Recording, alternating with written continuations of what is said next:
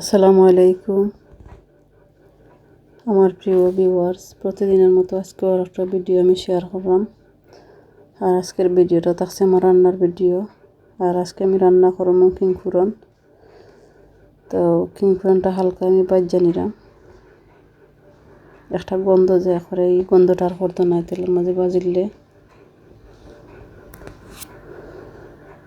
আর এই ওফানের মাঝে আমি রান্না করবো। তো অলরেডি আমি রসুনটা পাকার দিলেইছি,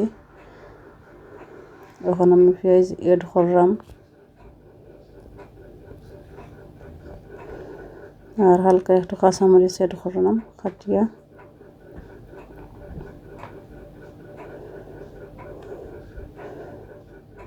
সব জাতের মশলা আমি এড করলাম এখন, হলদের গুঁড়া, মরিচের গুঁড়া আর মিক্স সব জাতের মশলা মিক্স করা ওটা।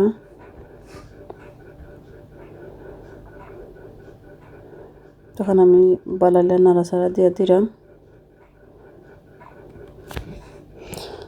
আর যারা আমার ভিডিওটা নতুন দেখবা প্লিজ সাবস্ক্রাইব করবা, লাইক করবা, কমেন্ট করবা। তো আলহামদুলিল্লাহ আমার মশলাটা কষে গেছে, এখন আমি আলু এড করলাম। তো আলুটারে আমি লম্বা লম্বা পিস করে কাটছি, যেহেতু কিংফুরনগুলো একটু বড় বড়। তো একটা টমেটো আমি এড করলাম। তো আপনারা জানাইবা কমেন্টের মাধ্যমে আমার রান্নাগুলো কিলা লাগে আপনার কাছে।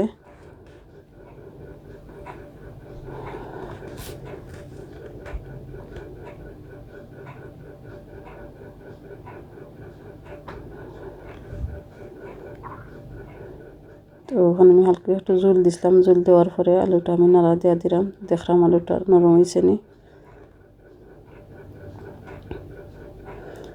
তো ওখানে আমি কিংফুরনগুলো এড করে নিব।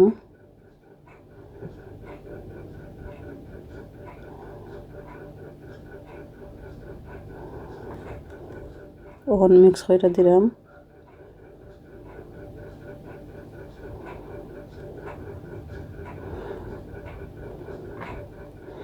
তো আলহামদুলিল্লাহ আমার কারিটা হয়ে গেছে।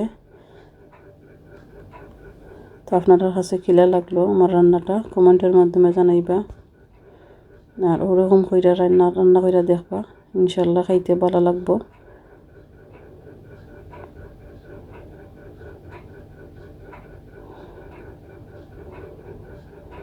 তার ভালো থাকুক আপনারা,